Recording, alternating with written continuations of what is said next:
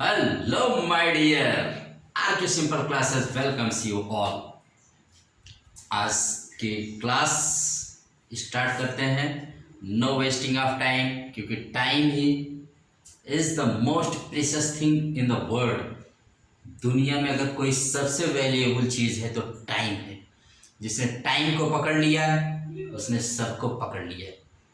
आइए स्टार्ट करते हैं टुडेज क्लास. पहले कुछ इंपॉर्टेंट डेज देखते हैं. तो सबसे पहले हम 13 अप्रैल को जाते हैं. 13 अप्रैल को मनाया जाता है इंटरनेशनल टर्बन डे. टर्बन माने भाई होता है पगड़ी. अंतरराष्ट्रीय पगड़ी दिवस क्यों मनाया जाता है? तो ये गुरु नानक जी की जयंती, जन्म जयंती के अवसर पर इसको मनाते हैं. 54th बर्थ एनिवर्सरी पर से इसको शुरू किया गया है. कब से? 2004 से ये मनाया जा रहा है. अंतरराष्ट्रीय पगड़ी दिवस गुरु नानक जी की जन्म जयंती से स्टार्ट किया गया और 2004 से हर साल मनाया जाता है. तो 13. और दूसरा इसका क्या है? बैसाखी फेस्टिवल. जानते हैं बैसाखी फेस्टिवल जो पंजाब में नए वर्ष का एक तरह से फेस्टिवल होता है, बैसाखी फेस्टिवल. इसी बैसाखी फेस्टिवल पर जलियांवाला बाग हत्याकांड भी हुई थी. यही सब फेस्टिवल मनाने के लिए वहां इकट्ठा हुए थे. तो जानते रहिएगा. Always remember in your mind that international turban day is 13 April. Second, Guru Nanak ji ने कौन से धर्म की स्थापना किया था? गुरु नानक जी ने स्थापना किया था सिख धर्म की. जो गुरु नानक की शिक्षाओं को माने और उनके अनुसार धर्म पर चले उन्हीं को सिख कहा जाता है. ठीक है, इसको भी आप जानते ही हैं. उसमें 10 गुरु हुए हैं कुल. अंतिम गुरु कौन से? गुरु गोविंद सिंह. उसके बाद उन्होंने कहा गुरु की परंपरा ही हम समाप्त कर देते हैं. जो उनका धार्मिक ग्रंथ है जिसको आदि ग्रंथ कहा जाता है, गुरु ग्रंथ साहिब वो लोग कहते हैं, गुरु ग्रंथ साहिब को ही उन्होंने कहा अब यही गुरु है. अब इसके बाद कोई व्यक्ति विशेष गुरु नहीं बनेगा और गुरु ग्रंथ साहिब ही सबका गुरु कहलाएगा. तो इस बात को जानते रहिएगा. वेरी इंपॉर्टेंट चीज. ओके. 14 अप्रैल नेशनल फायर सर्विस डे, राष्ट्रीय अग्नि सेवा दिवस. Super important. कब मनाया जाता है? 14 अप्रैल को. नेशनल फायर सर्विस डे 2023 की थीम क्या है? Learn fire safety, increase productivity. Learn fire safety, increase productivity माने आग से सुरक्षा और उत्पादकता में बढ़ोतरी. भाई बहुत ज़्यादा नुकसान हो जाता फायर का भी. आप देखे थे कानपुर के सबसे एशिया के सबसे बड़े रेडीमेड मार्केट में किसानों की देखिए आग लग जाती है. कितना सारा नुकसान चंद मिनट में खाक हो जाता है. सब चीज राख हो जाता है सब चीज. तो आग से सेफ्टी के लिए मनाया जाता है राष्ट्रीय अग्नि सेवा दिवस का 14 अप्रैल को. 15 अप्रैल यानी आज का दिन क्या है भाई? तो आज मनाया जाता है वर्ल्ड आर्ट डे, विश्व कला दिवस. ये विश्व कला दिवस माने विश्व के कलाकारों को और विश्व में कला को महत्व बढ़ाने के लिए, सम्मान देने के लिए ये दिन मनाया जाता है यूनेस्को द्वारा. 2012 से इसे मनाया जा रहा है. किसका बर्थडे है भाई? तो birth anniversary of Leonardo da Vinci. ये इटली के फ्लोरेंस शहर के विंची नामक गांव में पैदा हुए थे, इसीलिए इनका नाम पड़ा लियोनार्डो दा विंची. दुनिया के सबसे महान बुद्धिमान व्यक्ति ये माने जाते हैं. दुनिया में आज तक कोई ऐसा व्यक्ति नहीं पैदा हुआ जिसके अंदर इतनी बुद्धि, इतनी सारी कलाएं थी. ये चिंतक, थिंकर भी थे, इंजीनियर भी थे, साइंटिस्ट भी थे, पेंटर भी थे और आर्टिस्ट तो थे ही. मतलब ये क्या नहीं थे? आप ये सोचिए क्या नहीं थे.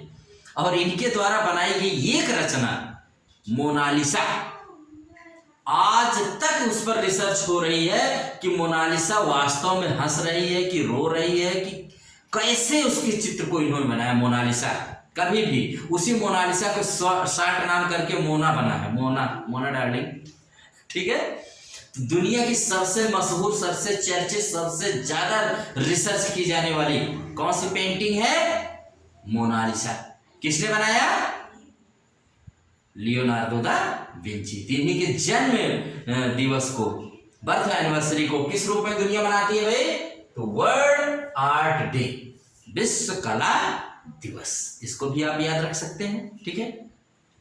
ये हमारे डेज में इंपॉर्टेंट। आई थिंक आपको मजा आया होगा इस पर। कभी मिलेगा मौका तो मोनालिसा पर जरूर आपको एक हम वीडियो बना के डालेंगे, छोटा ही, लेकिन मोनालिसा पर वीडियो डाल देंगे, ठीक है। और आप सर्च करिएगा मोबाइल में, जैसे बोलिएगा मोनालिसा का पिक्चर, तुरंत आपको मोनालिसा दिखेगी कैसी है वो। आइए, गोंड पेंटिंग। गोंड पेंटिंग, गोंड जनजाति भी होती है, तो गोंड पेंटिंग को जो मध्य प्रदेश की है उसको अभी हाल ही में जीआई टैग दिया गया है, रिमेंबर इट। गोंड जाति जो होती है अपने भारत में सबसे बड़ी जनजातियों ही है, सबसे बड़ी जनजाति ये गोंड, ठीक है। इसको भी आप याद रख सकते हैं इस तरह से। और उसी पेंटिंग को अभी क्या मिला है? जीआई टैग दिया गया है, ठीक है। मध्य प्रदेश, जिसकी राजधानी क्या है भाई? क्या है? भोपाल, ठीक है। शिवराज सिंह चौहान जहाँ के सीएम है, इसको भी आप याद रख सकते हैं। बहुत अच्छा प्रदेश है भाई भारत का, मध्य में बसा हुआ। R21 क्या है? R21, R21 घाना। R21 घाना विश्व का पहला देश है जिसने इसे अप्रूव किया है। क्या है ये? तो R21 मलेरिया वैक्सीन है।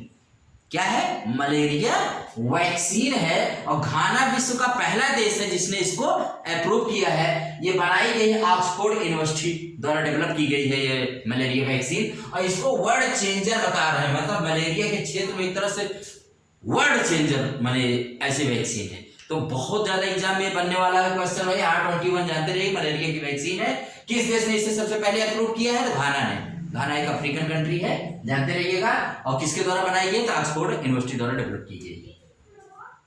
रत्नाकर पटनायक। रत्नाकर पटनायक LIC के नए चीफ इन्वेस्टमेंट ऑफिसर बनाए गए।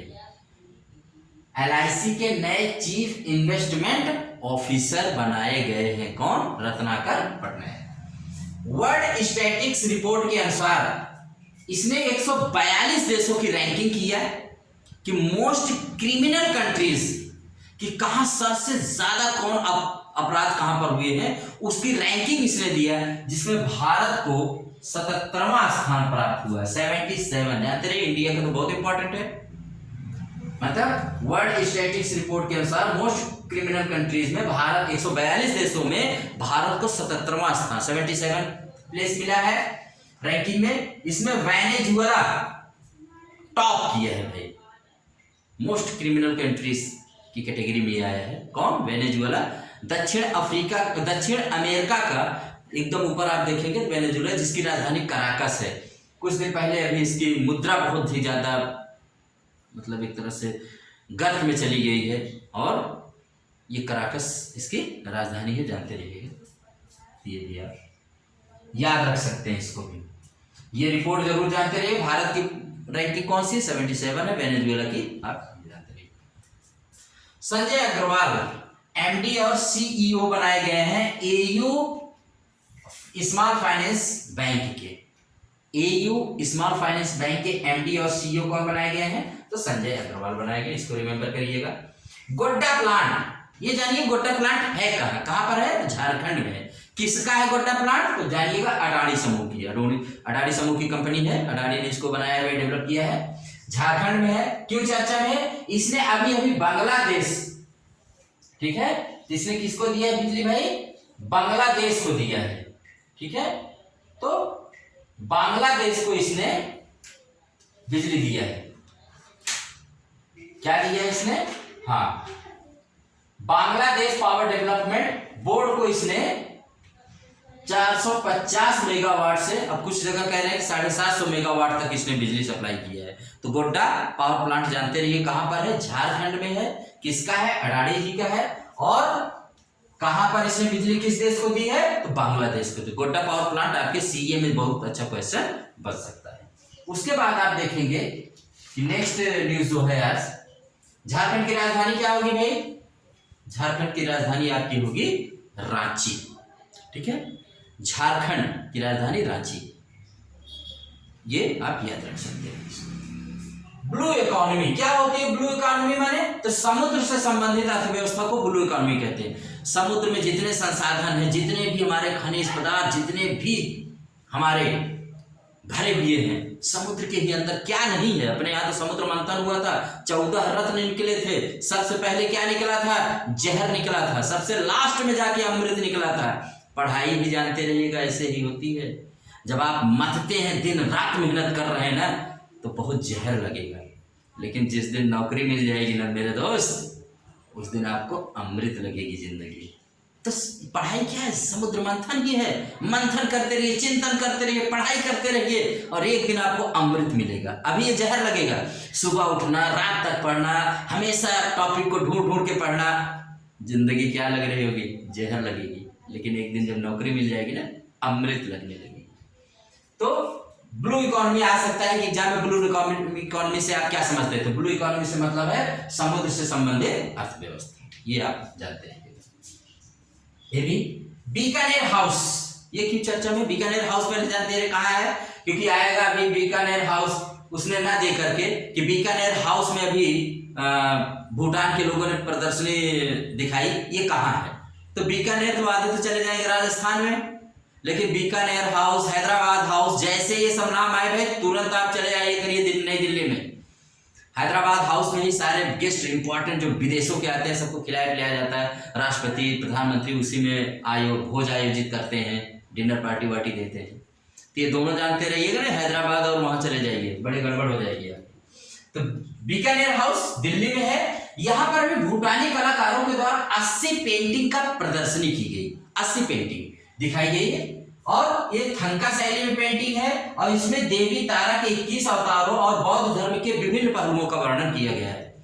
कहाँ दिखा? बहुत इंपॉर्टेंट है। भूटान के कलाकारों ने आके बीकानेर हाउस में दिल्ली के अपनी प्रदर्शनी का, कितनी प्रदर्शनी दिखाई? 80 पेंटिंग इन्होंने दिखाया है।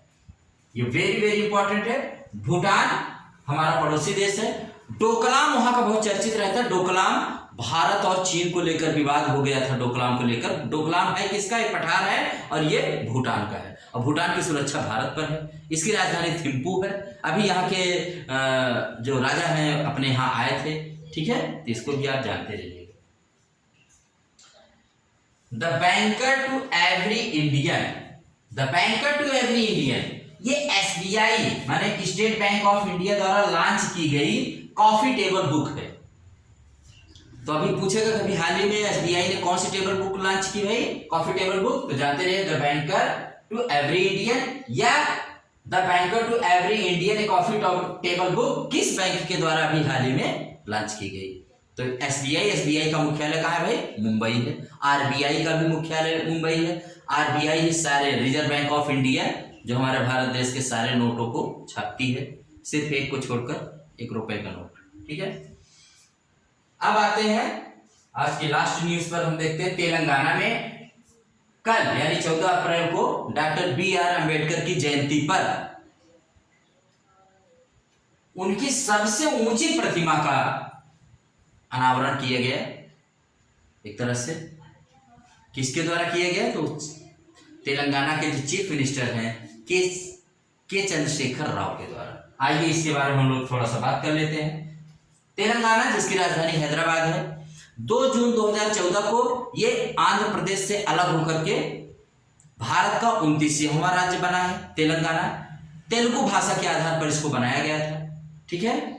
यहां पर इसकी राजधानी मैंने बताया हैदराबाद, जो मूसी नदी के किनारे। आइए इस प्रतिमा के बारे में हम जानने की कोशिश करते हैं। ये कहां बनी है? तो हैदराबाद के हुसैन सागर झील के किनारे, हुसैन सागर जो है ना, उसी के किनारे इस प्रतिमा को बनाया गया है। कहां पर? हैदराबाद में हुसैन सागर के किनारे। कितनी ऊंचाई है? तो 125 फीट है। चौड़ाई इसकी 45.5 फीट है। कॉस्ट 146 करोड़ रुपए से ये बनाई गई है, ठीक है।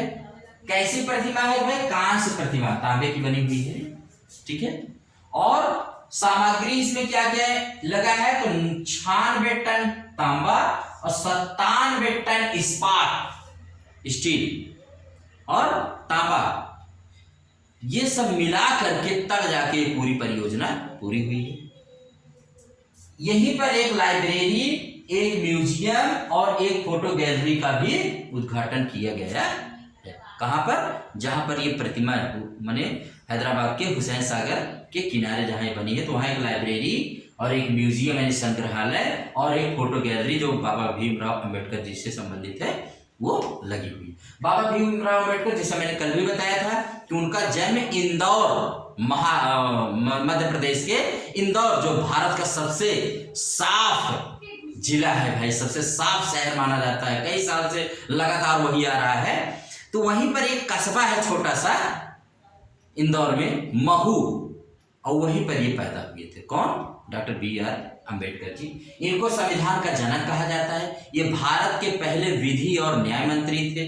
इन्होंने भारत में अस्पृश्यता को दूर करने में बहुत बड़ा योगदान दिया है और ये भारत के जो संविधान है उसके जनक कहलाते हैं। तो आज के लिए इतनी ही है, बस मेहनत वही है कि जीत तब होती है जब, क्या कहा जाता है भाई, मैंने कल भी आपको बताया था कि हार हो जाती है जब मान लिया जाता है और जीत तब होती है जब ठान लिया जाता है।